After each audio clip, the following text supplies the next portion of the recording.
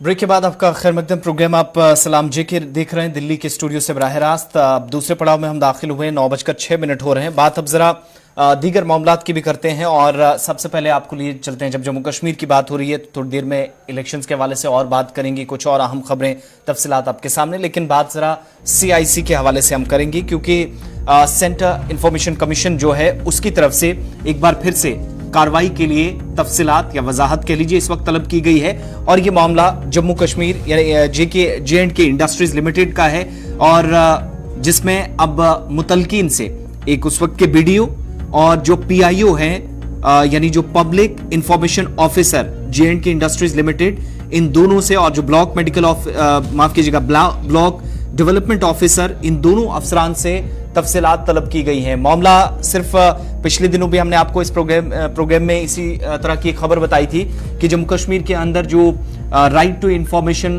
कानून के मुताबिक जहां जहां काम करना था या कानून के तहत जहां इसका सही नफाज होना चाहिए था वो नहीं हुआ, इस पर CIC की तरफ से नाराजगी का इजहार किया गया। यही वजह है कि अब ये अहम तफसीलात तलब कर ली गई हैं और शो कॉज नोटिस भी एक XCN को चला गया है, जबकि असिस्टेंट कमिश्नर रेवेन्यू डिपार्टमेंट के और तहसीलदार वो भी इस वक्त जिनसे बरहमी का इजहार करते हुए उन्हें भी एक तरह से वार्निंग जारी कर दी गई है इस बड़े इदारे की जानिब से। चलिए, पहला मौका नहीं हो कि जब इतने हसास और बड़े इदारे के सरबराह CIC की तरफ से नोटिस जारी किया गया हो, बरहमी का इजहार किया गया हो। इस साल रवा साल के दौरान, साल 2022 के दौरान तकरीबन आधे दर्जन से ज्यादा इंसिडेंट्स हम गिना सकते हैं जहां पर मुख्तलिफ अफसरों के लिए नोटिस जारी की गई, क्योंकि उनके पास जो हक इतलात कानून के तहत दरख्वास्त गई थी उस दरख्वास्त का माकूल और मुनासिब जवाब नहीं दिया गया था। और उसके बाद दरख्वास्त दहिंदगान ने अपर अथॉरिटीज के पास रब्ता किया, जब वहां पर भी कोई फीडबैक और रिप्लाई वहां से सरकार की तरफ से नहीं आया तो उसके बाद ही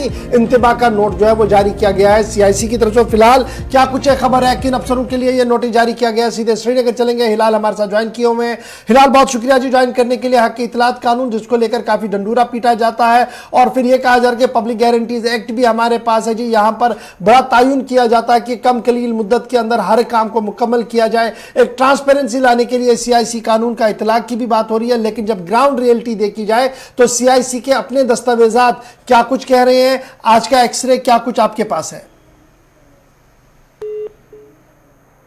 है कि कोई पहला वाक़ा नहीं है, बल्कि इससे पहले भी इस तरह के वाक़ात हुए हैं कि जब भी कोई राइट टू इंफॉर्मेशन एक्ट के तहत कोई भी एप्लीकेशन कहीं पे करता है और उन्हें किसी भी के हवाले से कोई बात या होती है, लेकिन PIO ऑफिशियल पहले, क्योंकि जब से एब्रोगेशन ऑफ आर्टिकल के बाद जो है यहाँ जो दायरा कार है वो सेंट्रल इंफॉर्मेशन ऑफिस का जो है वो बढ़ गया है। इससे पहले स्टेट इंफॉर्मेशन ऑफिस था, लेकिन अब सेंट्रल इंफॉर्मेशन ऑफिस है। अब जब यहाँ कोई PIO आपको इंफॉर्मेशन नहीं देता है तो उसके बाद आपको सेंटर में जाना पड़ता है, वहां पर आपको एप्लीकेशन करनी पड़ती है। तो इस वजह से ये सिस्टम जो है काफी तवील होता चला गया है।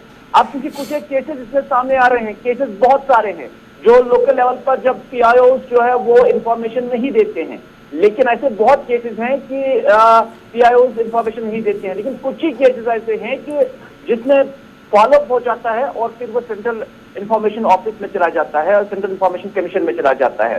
तो इस तरह से फिलहाल ये थाना मंडी के अंदर जो 13 FC और 14 फाइनेंस कमीशन जो था उसके हवाले से एक दरख्वास्त जहांगान ने दरख्वास्त दी थी और उन्होंने इस हवाले से तफसीलात मांगी थी, लेकिन साल 2020 से लेकर आज तक उस शख्स को या उस दरखास्त करने वाले को इंफॉर्मेशन नहीं दी गई है। आप अंदाजा कर सकते हैं कि लगभग 2 साल हो गए हैं और अभी तक उसको एक एप्लीकेशन का जो है जवाब नहीं मिलता है। और सिस्टम भी कैसा है, इंफॉर्मेशन कमीशन भी कैसा है कि 2 साल बाद उसको शोकाज नोटिस निकलती है।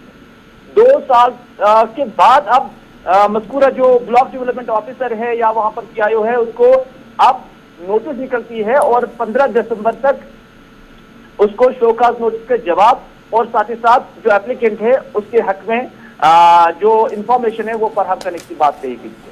ये कोई पहला मामला नहीं है, बल्कि Mohammad Afzal Magrey PIO JNK industries उसके खिलाफ भी इसी तरह का मामला पेश आया है, जिसमें अब मुत्तलिका कमीशन ने सेंट्रल इंफॉर्मेशन कमीशन ने उसके खिलाफ भी नोटिस जारी किया है और उसको भी कहा गया है कि 20 तारीख तक आप इसका शो का नोटिस का जवाब दें। जहीर अहमद चाकी, असिस्टेंट कमिश्नर ऑफ रेवेन्यू, इसके खिलाफ भी इसी तरह का मामला अक्टूबर के महीने में आया हुआ था, तो उसके खिलाफ ही इस तरह की कार्रवाई जो है सेंट्रल कमीशन की जानब से ली गई थी। लेकिन इसको क्या कार्रवाई समझेंगे, क्या इसका कोई हल भी निकलेगा, क्या उन पर कोई किस तरह की इम्प्लीकेशन भी होगी कि उन्हें जुर्माना भी देना पड़ेगा, ये वक्त तय करेगा। लेकिन फिर वक्त तक इस तरह की कोई भी चीज जो है जम्मू कश्मीर के अंदर नहीं देखी गई है। अच्छा, क्या मैं ये समझूं कि ये जो लगातार CIC की तरफ से नोटिस जारी किया जा रहा है, यह इस बात की अक्कासी है कि इदारे जो है वो कानून को उस तरीके से निफाज अमल में नहीं लाते हैं जो इसकी रूह है, और हुकूमती सतह पर भी कोई बड़ा कदम और बड़ा फैसला नहीं लिया जाता उन अफसरों के खिलाफ जो इस तरीके की वायलेशंस लगातार करते नजर आ रहे हैं?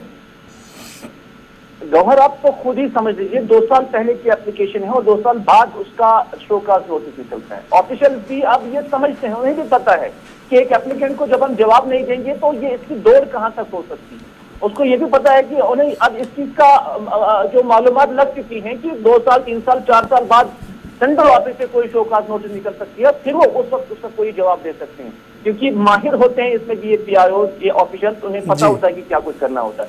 दरअसल बात यह है कि जिस नगियत से या जिस मकसद के लिए ये इंफॉर्मेशन एक्ट लाया गया है, उसका वो मकसद जमीनी स्तर पर नहीं निकल रहा है। बहुत बहुत शुक्रिया जी हिलाल हमारे साथ ज्वाइन करने के लिए। CIC का कानून इसलिए मुल्क भर के अंदर लगाया गया था ताकि एक ट्रांसपेरेंसी हो, और अगर अब मैंने कोई चीज़ जाननी है कि क्या हो रहा है तो आप एक दरख्वास्त देंगे, सेट क्राइटेरिया है, उसके हिसाब से आपने जवाब देना है। जवाब नहीं देंगे तो सेकेंड एप्लीकेशन आती है, नहीं देते तो थर्ड एप्लीकेशन में चला जाता है। और ये जो अब हम देख रहे हैं कि जम्मू कश्मीर के अंदर अफसर जो है वो CIC कानून को, इस हक इत्तलात कानून को नज़रअंदाज करते हुए नजर आ रहे हैं, और जवाब सवाल कुछ होता है, जवाब कहीं का आता है, जब वापस आप एप्लीकेशन देते हैं तो मजीद 6 महीने लगते हैं, तब तक वो अफसर वहां से हट जाता है। तो इस तरीके से निज़ाम जो है इस वक्त जम्मू कश्मीर का चल रहा है, और ये इंतहाई अफसोसनाक है कि CIC को लेकर इस तरीके की खबरें हम बार बार आपके सामने रख रहे हैं, क्योंकि हालात इस तरीके की बन रहे हैं।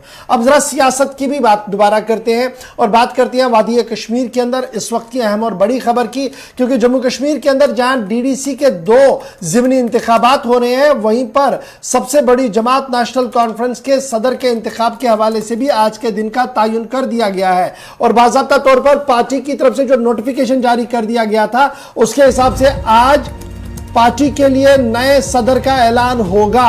और इस सिलसिले में शेर कश्मीर के मज़ार पर, यानी शेख मोहम्मद अब्दुल्ला के मज़ार पर, जहां नसीम बाग के अंदर आज एक डेलीगेट्स का इजलास तलब किया गया है, नेशनल कॉन्फ्रेंस की तरफ से तमाम तर तैयारियां जो है वो मुकम्मल कर दी गई है। नेशनल कॉन्फ्रेंस आज अपने सदर का दोबारा इंतखाब अमल में ला रही है, और इस सिलसिले में party election commission, party electoral board की तरफ से बाज़ाब्ता तौर पर नोटिफिकेशन जारी करते हुए आज जम्मू कश्मीर के डेलीगेट्स को श्रीनगर के इस तारीखी इजलास में शिरकत के लिए भी बुलाया गया है। और पार्टी ज़राया को, जहां कल तक एक खबर आ रही थी कि पार्टी ज़राया ये बता रही थी कि शायद उमर अब्दुल्ला भी टेक ओवर कर सकते हैं, लेकिन आज सुबह की डेवलपमेंट ये बता रही है कि फारूक अब्दुल्ला आज दोबारा पार्टी की कमान अपनी हाथ में ले सकते हैं, क्योंकि डेलीगेट्स की तरफ से जो करारदाद बेइत्तेफाक राय से पेश की जाएगी उसमें यही होगा कि फारूक अब्दुल्ला सदर के ओहदे के लिए दोबारा से नामजद किए जा सकते हैं। क्योंकि अभी तक पार्टी ज़राया के हवाले से जो हमारे पास खबर है कि डॉक्टर फारूक अब्दुल्ला का नाम तजवीज़ कर दिया गया है,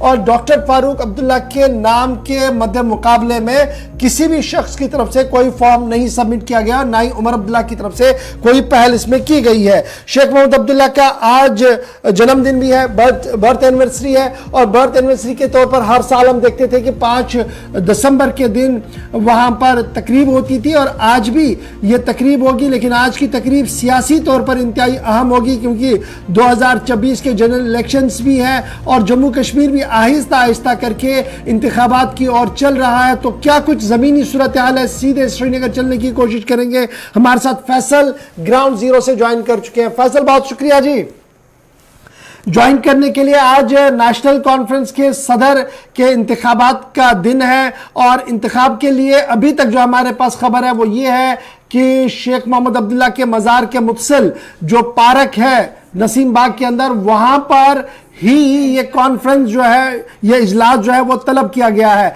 क्या कुछ ताज़ा तरीन खबर आपके पास है, और जहां पर आप मौजूद है क्या कुछ सूरत हाल है? देखिए बिल्कुल गौर, जिस तरह से आपने पहले ही कहा कि जैसे फारूक अब्दुल्ला ने रिजाइन किया था पार्टी प्रेसिडेंट से, तो उसके बाद लगातार ये कहा जा रहा था कि शायद फारूक अब्दुल्ला आप पार्टी के प्रेसिडेंट बन सकते हैं, और इसके लिए फिर इलेक्टोरल बॉडी जो है वहां की, और जहां के जनरल सेक्रेटरी जो थे अली मोहम्मद सागर, उन्होंने नोटिफिकेशन जारी किया था कि 5 दिसंबर को जो है इलेक्शन होंगे, और वहीं से पता चल सकता है कि कौन अगले प्रेसिडेंट हो सकते हैं। तो उसके बाद जो खबरें पहले दिन से ही निकलकर सामने आ रही थी कि कोई सामने नहीं आ रहा है कि कोई भी फारूक अब्दुल्ला साहब हो, या जो उमर अब्दुल्ला साहब की बात हो रही थी, उमर अब्दुल्ला साहब भी प्रेसिडेंट बन सकते हैं, क्योंकि ये पहले से ही देखा जा रहा है, पहले शेख अब्दुल्ला साहब थे, उसके बाद फारूक अब्दुल्ला, और यही भी एक्सपेक्ट किया जाता है कि शायद उमर अब्दुल्ला हो ही सकता है। लेकिन कुछ सोर्सेज के हवाले से हमें भी पता चला है कि जो फारूक अब्दुल्ला साहब है, उनको सारे जो पार्टी लीडरशिप नेशनल कॉन्फ्रेंस उन्होंने कंसर्ट दी है, और अनएनिमसली कहा गया है कि उसको ही अब पार्टी का प्रेसिडेंट फिर से बनाया जाएगा, क्योंकि उमर अब्दुल्ला साहब ने भी नॉमिनेशन नहीं भरा, और उसके साथ साथ जो बाकी लीडरशिप है उन्होंने भी नॉमिनेशन नहीं भरा। तो आज का दिन जो है इसके लिए तय किया गया था कि आज ही के दिन प्रेसिडेंशियल को इलेक्शन होंगे, और उसके बाद ही ये ऐलान किया जाएगा कौन प्रेसिडेंट बन सकता है। क्योंकि आपको पता है कि आज शेख मोहम्मद अब्दुल्ला साहब का जो है बर्थ एनिवर्सरी, और उन्हीं के मजार के जो यहाँ पे पार्क है नसीम बाग, यहाँ पे मेरे पीछे भी देख सकते हैं काफी ज्यादा कुर्सियां भी लगी हैं, और एक डेलीगेट सेशन बुलाया है नेशनल कॉन्फ्रेंस, जहाँ पे अब ये फैसला होगा। ये बताइएगा फैसल, बड़ा इंपॉर्टेंट ये मैं देख रहा हूँ कि कुर्सियां पीछे लगी हैं, क्या एंटायर जम्मू कश्मीर के डेलीगेट्स को यहाँ पर बुलाया है इस तरीके के नुमाइंदा इजलास के लिए, या सिर्फ कश्मीर सूबे के डेलीगेट्स को बुलाया गया है? क्या खबर आपके पास है? और कुल मिलाकर स्पेस जो वहां पर है नसीम बाग पार्क की, वहां पर कितना ऑक्यूपाई किया गया, कितनी हजार कुर्सियां लगाई गई हैं? देखिए फिलहाल अगर हम डेलीगेट्स की बात करें तो जो हम तक खबरें आ रही है, हमने यहाँ पे बात की कुछ जिम्मेदारों से, उनका कहना है कि पूरे जम्मू कश्मीर से आने वाले हैं। कि हालांकि कुर्सियां अभी हम अगर कहें तो कुर्सियां काफी ज्यादा है, और अभी भी आ ही रही है कुर्सियां, और अगर जिस तरह से मैंने खुद गिनने की कोशिश की तो करीबन इस वक्त 1-2 हजार कुर्सियां यहाँ पे लगी हुई, और ये सिर्फ जो सेशन है सिर्फ डेलीगेट्स का है, यानी बाकी वर्कर्स के सामने ये डेलीगेट थे जो कि इंपॉर्टेंट वर्कर्स के वो आने वाले हैं, और इस वक्त भी बाहर से अभी कुर्सियां लगाई जा रही, चाहे वो मजार हो शेख अब्दुल्ला साहब का या इस पार्क में हो। इसके साथ साथ जो सिक्योरिटी इंतजाम है वो पूरी तरह से सख्त किए गए हैं पूरे इलाके में, और पूरा एरिया जो है ये नसीम बाग का, इसको नेशनल कॉन्फ्रेंस के फ्लैग से सजाया गया, जैसा कि आपको तस्वीरों में देखते हैं। 10:30 बजे प्रोग्राम स्टार्ट होगा, और एक्सपेक्ट किया जा रहा है कि जो भी लीडरशिप है नेशनल कॉन्फ्रेंस की, चाहे वो आर्टिकल 370 हटाने के बाद कुछ नाराज भी हुए थे पार्टी लीडरशिप से, ये भी खबर है कि वो भी इस बार इस डेलीगेट सेशन में जो फैसल बड़ा इंपॉर्टेंट ये है, मुझे याद है कि नेशनल कॉन्फ्रेंस ने इस तरीके का ओपन सेशन तब बुलाया था जब उमर अब्दुल्ला को पॉलिटिक्स में लाया गया था, और यूथ नेशनल कॉन्फ्रेंस के सदर के तौर पर उनका इंतखाब होना था, और श्रीनगर के अंदर ये जलसा बुलाया गया था। शेख नजीर साहब प्रिजाइड कर रहे थे उन दिनों, वो जनरल सेक्रेटरी थे, आज वो नहीं है इस दुनिया में। तो उसके बाद ये तवील मुद्दत के बाद इस तरीके का ज्वाइंट सेशन जहां पर जम्मू कश्मीर के डेलीगेट्स को बुलाया गया है, और ये 2019 के बाद पार्टी स्ट्रक्चर के अंदर बड़ा इज्तिमा हो सकता है। कितनी तैयारियां पार्टी की तरफ से की गई हैं? देखिए बिल्कुल इस तरह से आपने पहले कहा कि ये काफी ज्यादा टाइम के बाद उन्होंने डेलीगेट सेशन बोला। अगर हम बाकी पार्टीज की बात करें, हर एक पार्टी का एक सेशन हुआ है, चाहे पीडीपी की बात हो, पीसी की बात हो, या अपनी पार्टी की बात हो, हर एक ने अपने अपने कन्वेंशन किए, गैदरिंग्स की। तो नेशनल कॉन्फ्रेंस भी कैसे पेशे रह सकते थे, उन्होंने एक अच्छा खासा हम सकते हैं डेलीगेट सेशन बुलाया, क्योंकि जिस तरीके से मैं देख कुर्सियां लगी है, वैसे एक्सपेक्ट करते हैं कि जो डेलीगेट्स है वो पूरे जम्मू कश्मीर से आने वाले हैं, और मिलजुल के जो बताया जा रहा है कि हम पार्टी प्रेसिडेंट का इंतखाब कर सकते हैं। और जिस तरीके से आपको खुद पता है कि काफी ज्यादा परेशानी भी हो रही थी लोगों में कि अगर फारूक अब्दुल्ला साहब नेशनल कॉन्फ्रेंस से प्रेसिडेंट अच्छा जी फैसल, जरा फटाफट साहब एक और चीज, ये तो सियासी बात है, चूंकि आज हफ्ते का पहला दिन है, पास में कश्मीर यूनिवर्सिटी है, दरगाह हजरत बल है, और ये काफी बिजी रोड माना जाता है, नसीम बाग, हब बाग, दरगाह हजरत बल का रोड काफी बिजी माना जा रहा है। पार्किंग क्या कुछ रखी गई है, और गाड़ियों के लिए क्या कोई मखसूस रूट किया गया है वीआईपीज के लिए और आम लोगों के लिए? देखिए बिल्कुल इस तरह से आपने कहा कि ये बिजी रूट रहता है, एक तरफ यूनिवर्सिटी है, दूसरी तरफ दरगाह हजरत बल शहर है। तो पार्किंग की बात करें तो पार्किंग फैसिलिटी जो है कश्मीर यूनिवर्सिटी में ही रखी गई है, जिससे आपको पता होगा जो मजार शेख अब्दुल्ला है इसके सामने ही एक यूनिवर्सिटी का है, तो वहीं से सारी गाड़ियां जो है अंदर आ सकती है। और जिस तरीके से लगातार कहा जा रहा है कि जो बांडीपुरा से डेलीगेट आएंगे या गांधरबल से डेलीगेट, वो यही हबक से आ सकते हैं। और इसके साथ साथ और भी कई रूट से जो आइडेंटिफाई किए गए हैं, खासकर अगर खानिया रानावाली रूट का सदकल का रूट करे, वहां से जो है लीडरशिप आ सकती है। और उसके साथ साथ जो बाकी लोग हैं वो लाल बाजार से आ सकते हैं, या जिस तरह से मैंने कहा हबक से आ सकते हैं। तो पार्किंग का इंतजाम जो है कश्मीर यूनिवर्सिटी के पार्किंग नहीं किया गया है। उसके साथ साथ जो बाकी अरेंजमेंट है, चाहे वो सिक्योरिटी के है, वो भी पूरी तरीके से किए गए हैं। दरगाह हजरत बस से ही लेकर सिक्योरिटी के तैनाती अमल में लाई गई। यहाँ से अगर क्या कह सकते हैं, हबक से ही यहाँ तक सिक्योरिटी इंतजाम किए गए हैं। गाड़ियों पे सड़कों पर रुकने नहीं देते, लगातार मूवमेंट को बहाल किया जा रहा है कि ताकि कोई इनकन्वीनियंस पैदा ना हो और किसी तरह की कोई मुश्किलात चाहे वो जलसे को हो या आम लोगों को ना हो। इसलिए सख्त जो सिक्योरिटी इंतजाम भी किए गए हैं और जनरल तौर में जो बाकी इंतजाम है वो भी पूरी तरीके से किए गए हैं। बहुत शुक्रिया जी फैसल हमारे साथ ज्वाइन करने के लिए। आप अपडेट करते रहिएगा। बड़ा इंपॉर्टेंट ये होगा जी आज का जलसा।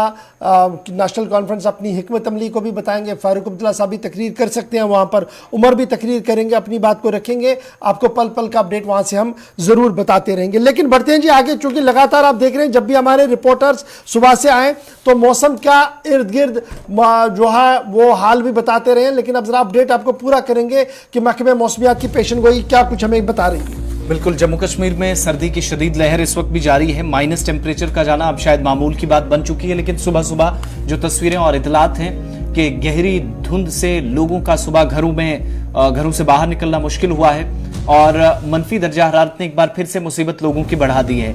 तकरीबन 9 और 10 दिसंबर को महकमा मौसमियात की पेशनगोई के मुताबिक हल्की बर्फबारी और बारिश का भी इम्कान है। एक और वेट स्पेल आप देखेंगे। फिलहाल कुछ एक इलाकों में खुश्क मौसम के बीच इस वक्त सर्दी काफी ज्यादा है।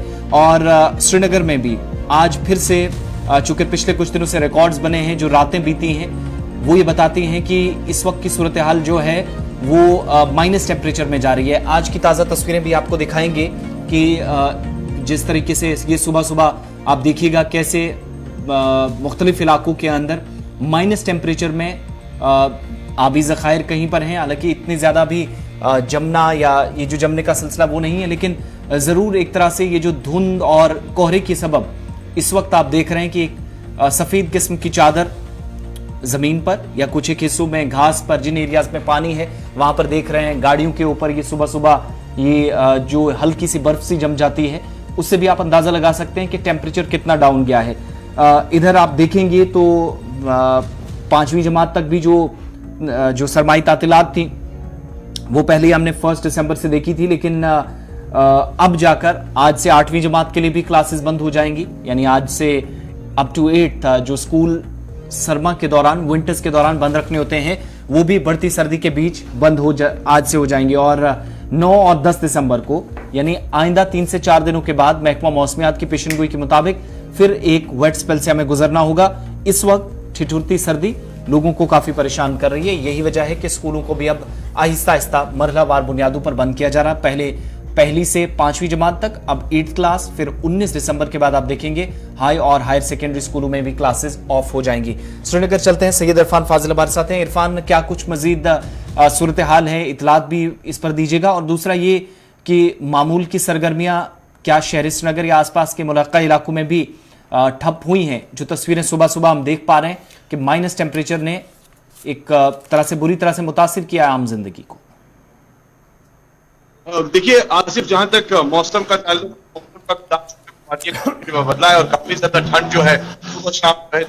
कि मेरे पीछे इस वक्त ये ग्राउंड जीरो से मैं आपको सुबह मॉर्निंग का हाल दिखा रहा हूँ। काफी ज्यादा फॉगी है, काफी ज्यादा धुंध जो है वो सड़कों पर दिखाई दे रही है, जबकि ट्रैफिक की जो आवाजाही है वो चल रही है, मगर साथ ही साथ मुश्किलात लोगों को काफी ज्यादा चलने में दिखाई दे रहे हैं। क्योंकि एक साइड से देखिए तो विजिबिलिटी काफी डाउन है, मगर इसके बीच लोग जब सुबह स्कूल या साथ ही साथ यानी दफ्तर या बाजारों की तरफ रुख करते हैं तो आप देख सकते हैं किस तरीके से जो है सिचुएशन इस वक्त शहर श्रीनगर की है। साथ ही साथ अगर मैं बात करूं तो मौसम का मिजाज जो है वो बदलेगा जरूर। इनफैक्ट अभी आप देखिए धीरे धीरे अगर मैं आपको दिखाऊं तो यहाँ पर हल्की हल्की धूप जो है वो दिखनी शुरू हो गई है, यानी सन जो है वो धीरे धीरे बाहर आ रहा है। मगर सुबह तकरीबन 8:30 से लेकर 9 बजे या 9:30 के बीच जो है काफी फॉग रहता है। और सुबह सुबह आप देखेंगे तो लोग जो है काफी ज्यादा गर्म मलबूसात का इस्तेमाल करते हैं, हमाम कांगड़ी का इस्तेमाल होता है, फेरन का इस्तेमाल होता है। और कह सकते हैं कि 3.4 डिग्री रिकॉर्डेड माइनस सेल्सियस जो है वो पहली बारी आज रात रिकॉर्ड की गई है, जो कि एक कोल्डेस्ट नाइट है कश्मीर की। और मौसमी महकमियात का यह भी मानना है कि आने वाले दिनों में 9 या 10 तारीख को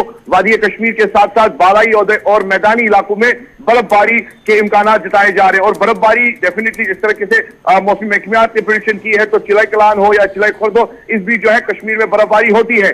मगर इस वक्त सर्दी का कहर वादी कश्मीर में काफी ज्यादा दिखाई दे रहा है, और साथ ही साथ इसके साथ साथ बिजली की मार भी लोग झेल रहे हैं, क्योंकि एक साइड से सर्दी है, दूसरे साइड से बिजली की कटौती यानी पावर कर्टेलमेंट की वजह से लोग काफी ज्यादा परेशान है आसिफ। और साथ ही साथ ये भी हम कह सकते हैं जो मीटर्स के हवाले से, जो शेड्यूल कट के हवाले से जो चीजें सेट की गई है उस पर बात नहीं चल रही है। मगर मौसम ठंडा, वादी कश्मीर में इस वक्त घना कोहरा छाया हुआ है। अच्छा जी, बड़ा इंपॉर्टेंट ये है जी, जब आप कह रहे हैं कि कोहरा है, धुंध है, हम भी देख रहे हैं कल से विजिबिलिटी में काफी फर्क आया।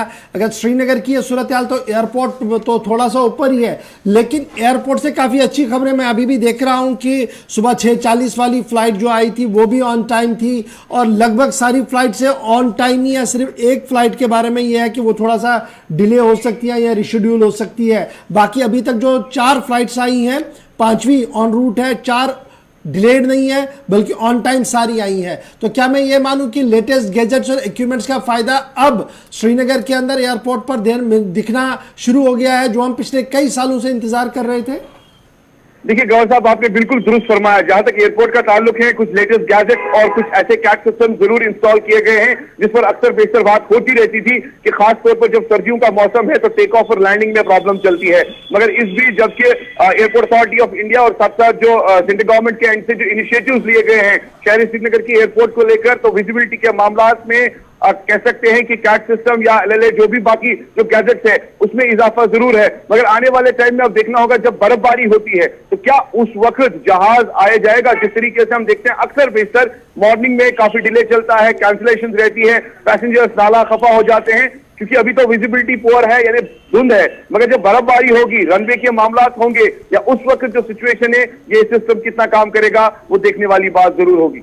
चलिए, बहुत शुक्रिया जी हमारे साथ ज्वाइन करने के लिए। फिलहाल 2 दिन के लिए एडवाइजरी है जी, 9 और 10 तारीख को बर्फबारी हो सकती है, लेकिन दर्जे हरारत में नुमाया गिरावट दिख रही है। माइनस दर्जा हरारत चला गया, और द्रास से लेकर लद्दाख की जब आप सरहदों तक चलेंगे तो वहां पर भी सूरत हाल आपको इसी तरीके से दिखेगी। सबसे ज्यादा दर्जा हरारत -8.4 रिकॉर्ड किया गया करगिल के अंदर, और 10.6 रिकॉर्ड किया गया है जी मनफी द्रास के अंदर। और इसी तरीके से रात का दर्जा हरारत वहां 11 तक भी चला गया है कई मकामात पर। तो दर्जा हरारत जो है वो रात का गिर रहा है, दिन में मतला थोड़ा सा बरालूद रहता है, फिर थोड़ी सी धूप होती है, तो थोड़ा बहुत वो 50-50 वाला मौसम आपको दिखाई तो जरूर दे रहा है। लेकिन शदीद सर्दी के बीच बिजली के बहरान ने रियासत के लोगों का जीना हराम कर दिया है, स्पेशली सूबा कश्मीर के लोगों का, क्योंकि बिजली के आने और जाने के लिए जो शेड्यूल मुरतब किया गया था उस शेड्यूल पर अभी तक भी अमल दरामद पूरी तरह से नहीं हो रहा है। अनशेड्यूल्ड कट्स हो रहे हैं। और फिर दूसरी बड़ी परेशानी जो शहर श्रीनगर के मुख्तलिफ लोगों की तरफ से लगातार हमारे न्यूज रूम को अभी भी बताई जा रही है, वो ये है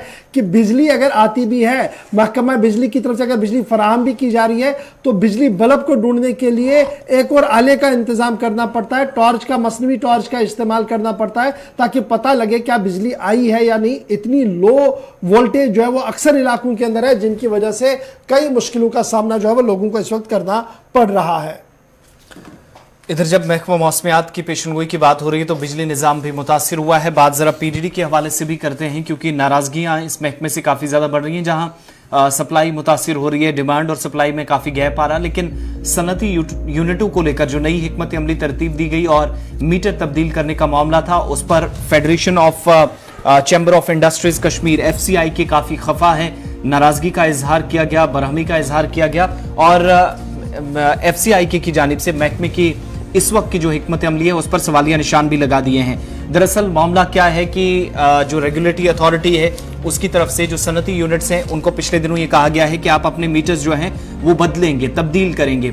आज के वक्त में ये जो कारोबारी हैं, ताजिर पेशा अफराद हैं, इंडस्ट्रीज से जुड़े हुए लोग हैं, वो इस वक्त कहते हैं कि हाल ही में या माजी करीब में भी मीटर्स तब्दील कराए गए, और आज के वक्त में दोबारा से मीटर तब्दील करना, जिसका मतलब ये हुआ कि तकरीबन 20 से 25 हज़ार रुपए जो उनकी कुव्वत से बाहर है, जो उन्हें माहाना इन नए मीटर्स लगाने के बाद या मीटर्स तब्दील करने के बाद उन्हें अदा करने होंगे, जो उनकी कुव्वत से बाहर है। लिहाजा किसी भी तरीके से पहले ही कारोबारी सरगर्मियां मुतासिर हुई, बड़ी मुश्किल से कामकाज चलता है, और ऐसे में दोबारा यूनिट्स को ये हुक्म देना या यूनिट्स को ये कराना कि ये जो तीसरे फेज में इस वक्त फिर से मीटर्स जाकर तब्दील करना, ये इनके लिए मुश्किलात का सबब न सिर्फ आज बन रहा है बल्कि आने वाले दिनों के अंदर है। जबकि महकमा जो है वो क्लियर कह चुका है, अगर आप ये मीटर्स नहीं लगाएंगे तो आपके कनेक्शन जो हैं वो काट दिए जाएंगे। अब ये दूसरी बड़ी परेशानी बन रही है।